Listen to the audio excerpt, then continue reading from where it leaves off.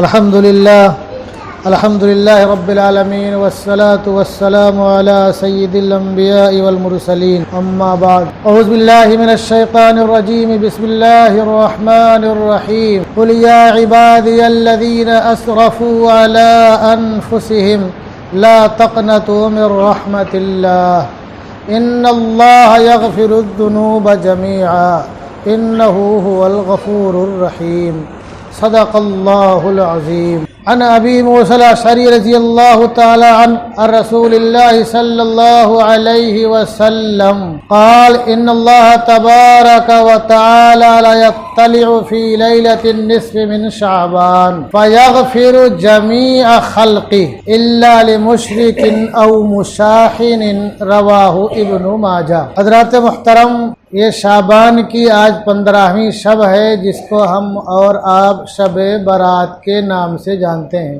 اس شب کے تعلق سے ابن ماجہ کی جو روایت ہے صفحہ نمبر 99 باب ما جاء فی لیلۃ النصف من شعبان، علی رضی اللہ تعالیٰ عنہ راوی ہیں کہ قال رسول اللہ صلی اللہ علیہ وسلم اذا كانت لیلۃ النصف من شعبان فقوموا لها صوموا نہارہا، کہ رات میں قیام کرنا ہے اور دن میں روزہ رکھنا ہے. یہ روزہ رکھنا اور واجب نہیں ہے. فقہا اور مفتیان کرام نے بھی اس کو سنت روزوں میں نہیں شمار کیا ہے. اب رکھ لیں تو اچھی بات ہے، اور اگر 13، 14، 15 رکھ لیں جو کہ اللہ کے رسول صلی اللہ علیہ وسلم ایام 20 کے روزے رکھتے تھے. 13، 14، 15 عربی کی جو تاریخ ہوتی ہے چاند کی، رسول اللہ صلی اللہ علیہ وسلم کی مطابعت بھی ہو جائے گی. تو جو قوموا لیلہا ہے رات میں قیام کرنا. رات میں قیام سے مراد کیا؟ اللہ تبارک و تعالیٰ کے سامنے کھڑے ہونا، گڑ گڑانا، عاجزی کا اظہار کرنا، اپنی پریشانی ظاہر کرنا، اللہ سے مانگنا، اللہ کو منانا. آگے کے جو جناب رسول اللہ صلی اللہ علیہ وسلم کے زبان اقدس سے نکلے ہوئے مبارک کلمات ہیں وہ کیا ہیں؟ فَإِنَّ اللَّهَ تَبَارَكَ وَتَعَالَى يَنزِلُ فِيهَا لِغُرُوبِ الشَّمْسِ. تو اللہ تعالیٰ اس شب میں غروب شمس کے وقت سمائے دنیا پر تجلی فرماتا ہے، نزول فرماتا. فَيَقُولُ أَلَا مِن مُسْتَغْفِرٍ فَأَغْفِرَ لَهُ، ہے کوئی بخشش طلب کرنے والا کہ میں اس کو بخش دوں، معاف کر دوں. یہ جو بخشش ہے ہم لوگ کیا سمجھتے ہیں کہ بہت چھوٹے، آسانی سے بول کے نکل جاتے ہیں.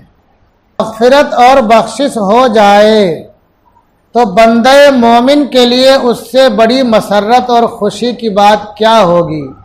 یہ جو دنیاوی زندگی ہے یہ تو کیسے بھی گزر جاتی ہے، چاہے آپ روڈ پہ پتھر توڑنے والے ہوں، چاہے آپ اے سی روم میں نوکروں خادموں کے درمیان رہنے والے ہوں، 2 ہی وقت کی روٹی آپ کو کھانی ہے.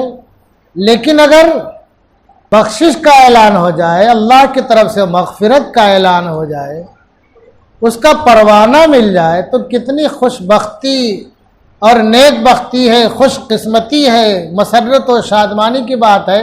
بندے مومن کے لیے بہت بڑی خوشی کی بات. اللہ کی طرف سے اعلان کیا ہوتا ہے اس کو غور سے سنو. ہے کوئی بخشش طلب کرنے والا فاغفر له، تو میں اس کی بخشش کر دوں، اس کی مغفرت کر دوں. اللہ نے کیا فرمایا؟ بخشش طلب کرنے والا. دوسری روایت ہے ابن ماجہ کی، وہ بھی صفحہ نمبر 99 پر ہے. حضرت ابو موسیٰ اشعری رضی اللہ عنہ راوی ہیں، فرماتے ہیں کہ رسول اللہ صلی اللہ علیہ وسلم ارشاد فرماتے ہیں کہ ان اللہ لا يطلع فی لیلۃ النصف من شعبان، کہ اللہ تبارک و تعالی شعبان کی 15ویں شب کو تجلی فرماتا ہے. فیغفر جمیع خلقی، تو اپنی مخلوق، تمام مخلوق کو بخش دیتا ہے. الا لمشرکن، یہ جمیع خلقی سے مراد وہ لوگ ہیں جو بندے مومن ہیں. دھیان رکھو، اللہ کی وحدانیت اور نبی آخر الزمان کی رسالت کا اقرار کرنے والے وہ اس میں ہے. فیغفر جمیع خلقی، سب کی بخشش کر دیتا ہے. الا لمشرکن او مشاحن، مگر 2 لوگوں کی بخشش نہیں کرتا، ایک شرک کرنے والے کی اور ایک کینہ پرور کی.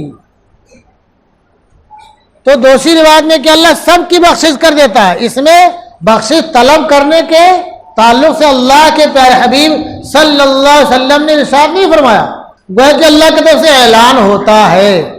لیکن حقیقت یہ ہے کہ جب بچے کو طلب ہوتی ہے تبھی ماں دودھ پلاتی ہے۔ بچہ جب روتا ہے، چلاتا ہے، تو ماں اپنے سارے کام دھندے چھوڑ کر کے اس کو اپنی آغوش میں لے کر کے اپنے چھاتی سے لگا کے دودھ پلاتی ہے۔ تو پہلی بات میں کیا ہے، کوئی بخشش طلب کرنے والا، تو ہمیں رونا ہے، بخشش طلب کرنا ہے۔ اور ہمارے بہت سے بھائی کیا سوچتے ہیں کہ ہم کیسے اللہ کی بارگاہ میں جائیں۔ بہت سے لوگ ایسے بھی ہیں جو شرم کرتے ہیں، جھجکتے ہیں، شرم کرتے ہیں، جھجکتے ہیں کہ ہمارے اعمال ایسے ہیں۔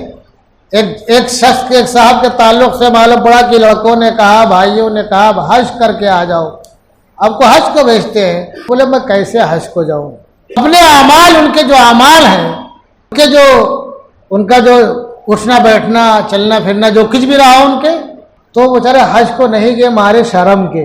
اللہ ان کی مغفرت فرمائے۔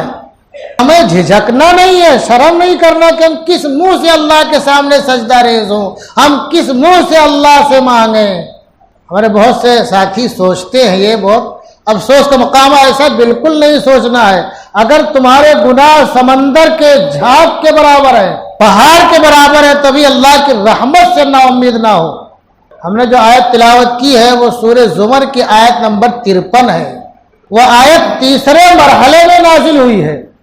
پہلا مرحلہ کیا تھا، جو شان نزول کچھ مفسرین نے بیان کیا، جو کہ بہت سے قریشی سردار اور حضرت وحشی رضی اللہ تعالیٰ عنہ کا بھی تذکرہ ہے کہ اللہ کے پر حبیب سے عرض کیا کہ اگر ہمارے تو بہت بھاری بھاری گناہ ہے، شرک ہے، قتل و غارت گری ہے، زنا ہے، اور کیا کیا ہے، اور تو بہت دگنا عذاب ہوگا، کیا کیا ہوگا، تو ہماری بخشش کا راستہ کچھ ہے۔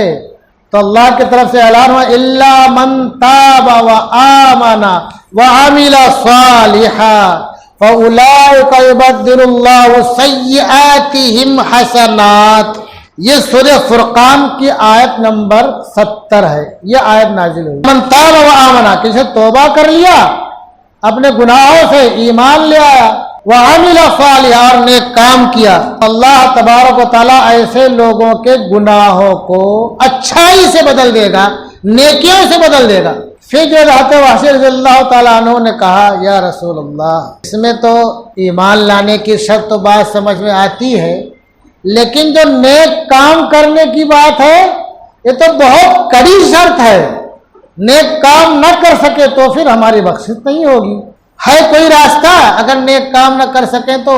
اب اس کے بعد دوسری آیت نازل ہوئی، سورہ نساء کی آیت نمبر 48 کہ ان اللہ لا یغفر ان یشرک بہ ویغفر ما دون ذلک لمن یشاء، کہ اللہ کے ساتھ جو شرک کرے گا اللہ اس کو معاف نہیں کرے گا، ویغفر ما دون ذلک لمن یشاء، اور اس کے علاوہ جو کچھ بھی ہوگا اللہ جس کے لیے چاہے گا معاف کر دے گا۔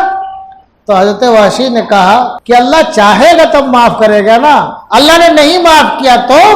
اب اس کے بعد آیت نازل ہوئی سورہ زمر کی آیت نمبر 53 کہ قل یا عبادی الذین اسرفوا علی انفسہم لا تقنطوا من رحمت اللہ، اے میرے محبوب، اے میرے محبوب آپ فرما دیجئے کہ اے میرے وہ بندو جنہوں نے کی اپنے اوپر زیادتی کی ہے۔ زیادتی سے مراد کیا؟ گناہ میں مبتلا تھے، غلطی میں مبتلا تھے، سیئات میں مبتلا تھے، خرافات میں مبتلا تھے۔ لا تقنطوا من رحمت اللہ، اللہ کی رحمت سے مایوس نہ ہو۔ اللہ کتنی ڈھاس بندھاتا ہے، کتنی امید دلاتا ہے اپنے بندوں کو کہ گھبراؤ مت، الجھن کا شکار مت ہو، بھلا اللہ کے دربار میں آؤ تو، اللہ کے دربار میں آؤ تو۔ واقعہ بتا دوں میں، ڈکیتی جو ہے یہ بہت بھاری گناہ ہے۔ چور کا ہاتھ کاٹا جائے گا اور ڈاکو کا الٹا ایک ہاتھ اور ایک پاؤں کاٹا جائے گا، کتنی سخت سزا ہے۔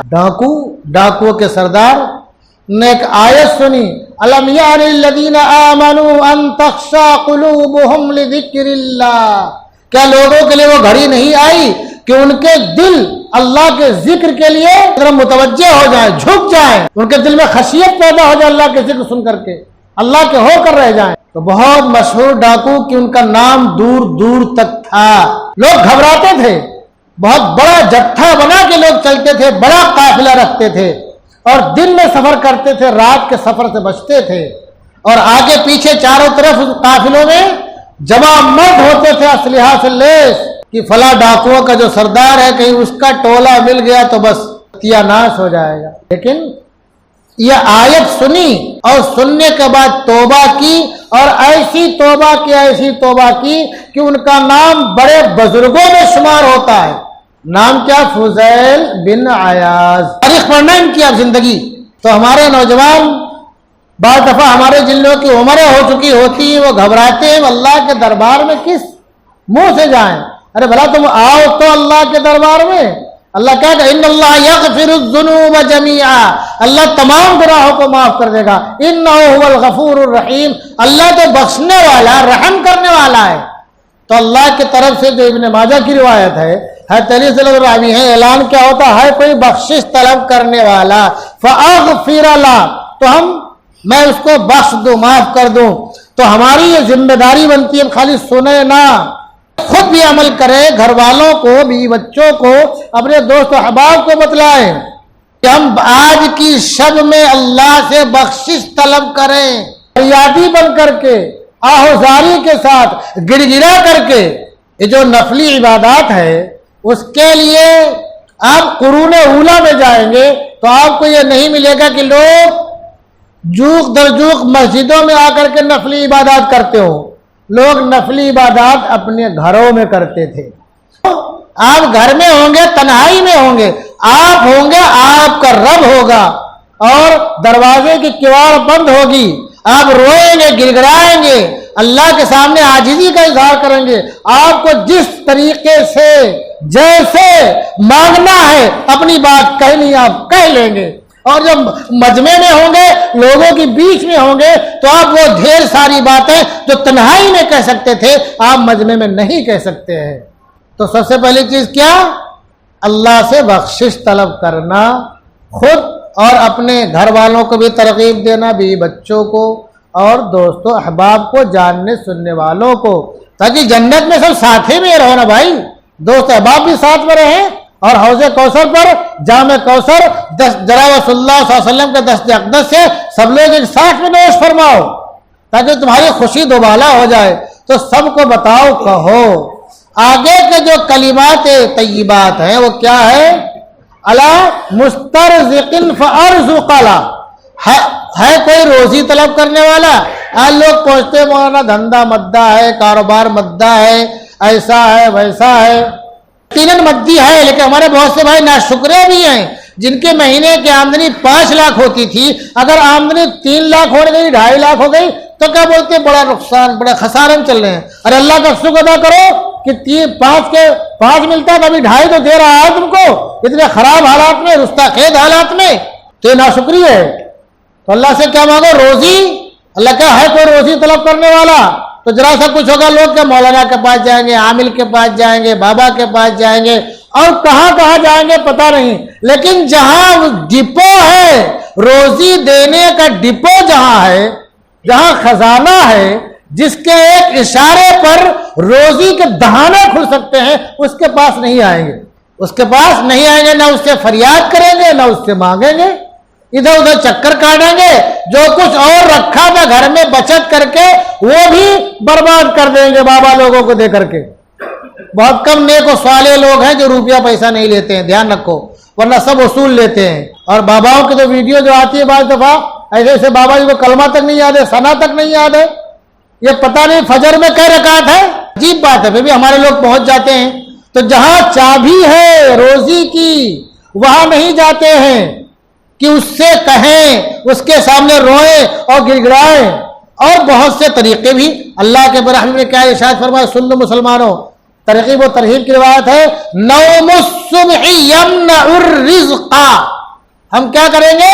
کاروبار کے چکر میں گردش میں رات میں 2 بجے کھانا کھائیں گے، 3 بجے سوئیں گے اور فجر گل کر دیں گے، اٹھیں گے 11 ساڑھے 11 بجے، ناشتہ کب کریں گے 12 بجے، تو روزی میں برکت ہوگی؟ اللہ کے پیارے ارشاد فرماتے ہیں نوم الصبح یمنع الرزق، کہ صبح کا سونا روزی کو روک دیتا ہے۔ اب صبح گارڈن میں جاؤ واک کرنے کے لیے 6 بجے فجر سے پہلے یا فجر کے بعد، اپنے مسلم بھائی بہت کم ملتے ہیں، دوسرے بہت ملتے ہیں، اور اگر یہ اندازہ لگانا ہے کہ عشاق رسول کتنے ہیں محلے میں، عشاق رسول کتنے ہیں، خالی زبانی نعرہ لگانے والے ہیں یا واقعتاً عشاق رسول ہیں، عاشق رسول محلے میں کتنے ہیں، تو فجر کی نماز میں دیکھو کتنے نمازی رہتے ہیں۔ اللہ کے برحیم کا جو ارشاد ہے کہ اللہ کیا اعلان کرتا ہے سماع دنیا بتجلی فرمانے کے بعد، اس شب میں ہے کوئی روزی طلب کرنے والا، میں اس کو روزی دوں۔ تو آج کی شب میں ہمیں اللہ سے بخشش کے ساتھ ساتھ روزی بھی مانگنی ہے،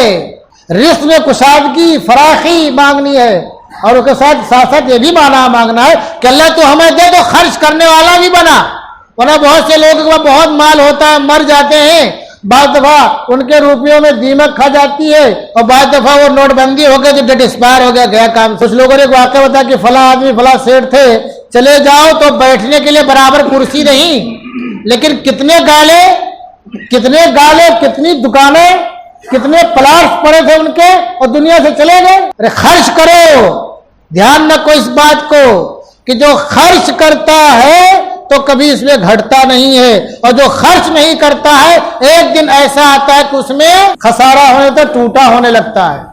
دھیان رکھو اس بات کو، جو خرچ کرتا رہا، جس چشمے سے پانی نکالتے رہو گے کبھی نہیں سوکھے گا، کوئی سے پانی نکالتے رہو نہیں سوکھے گا، پانی نکالنا بند کر دو سوکھ جائے گا۔ ایسے اس کا مسئلہ بھی ہے، جو حقوق واجبہ ہے وہ ادا کرو، اس کے علاوہ غربا کا خیال کرو، مساکین کا خیال کرو، محتاجوں کا خیال کرو، پڑوسیوں کا خیال کرو، اور انسانوں کا خیال کرو، مسلم ہو یا غیر مسلم ہو، تو اللہ تعالیٰ تمہارے جو دے رہا ہے وہ تمہارے آنے کا سوتا چشمہ کبھی بند نہیں ہوگا انشاءاللہ، اور سب کی دعائیں تمہارے ساتھ رہیں گی، تم سے بلائیں ٹلیں گی، مصیبتیں ٹلیں گی، پریشانیاں ٹلیں گی، دکھماس بیماری ٹلے گی، حادثے چلیں گے۔ حدیث میں ہے کہ صدقہ جو ہے بری موت کو ٹالتا ہے، بری موت کو ٹالتا ہے۔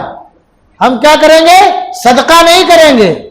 اگر ہم 10 روپیہ صدقہ کریں، 100 کریں، 10,000 10 لاکھ کریں، وہ نہیں ہوگا۔ ذرا سا کچھ ہو گیا تو ڈاکٹروں کے چیک اپ میں اس سے کئی گنا زیادہ خرچ کر دیں گے، اور یہ نہیں سوچتا اگر ہم صدقہ کرتے رہتے تو جس کو دیں گے وہ غریب بیچارہ دعا دے گا، اور اللہ کے برحیم نے ارشاد فرمایا لا يرد القضاء الا الدعاء، کہ قضا کو اگر کوئی چیز ٹال سکتی ہے تو وہ کیا ہے؟ تو وہ دعا ہے۔ اللہ سے روزی میں وسعت مانگے، فراخی مانگے، اللہ خوب ہمیں عطا فرما، اور خوب تیری راہ میں خرچ کرنے والا بھی بنا۔ پھر آگے کے جو الفاظ ہیں کتنے مبارک، الا مبتلا فعافی، ہے کوئی پریشان حال، بیمار پریشان حال، مصیبت زدہ، میں اسے عافیت سے نوازوں۔ مانگو گے تو اللہ دے گا نا، مانگو گے تو دے گا۔ سر میں درد ہو گیا 3 دن تو کیا کریں گے؟ مولانا فلٹ ہے میرے سر میں درد ہو، کوئی تعویذ دے دو، ذرا چیک کر لو کیا ہو گیا ہے۔ ارے اس کا آسان سا علاج تھا، صدقہ دے دیتے، دوا دے، اللہ شفا دے دیتا تم کو، وہ نہیں ہوتا ہے۔ تو جو بری موت ہے اللہ اس سے صدقہ کے ذریعے اللہ تعالیٰ اس سے بچاتا ہے، حفاظت فرماتا ہے۔ اللہ قضا اللہ تعالیٰ ایسے ہی اللہ کے بعد ارشاد فرماتے کہ اللہ تعالیٰ ایسے ہی اعلان کرتا ہے کوئی اس کو نوازوں عطا کروں، حتی یطلع الفجر، فجر تک، صبح صادق کے طلوع ہونے تک یہ اعلان ہوتا رہتا ہے۔ سورج ڈوبنے سے لے کر کے صبح صادق کے طلوع ہونے تک یہ اعلان ہوتا ہے، کوئی کم ٹائم نہیں ہے، کم ٹائم نہیں ہے۔ اس شب کو ہم نے کیا سمجھا اور ہم کیا کرتے ہیں، ہمارا عمل کیا ہے؟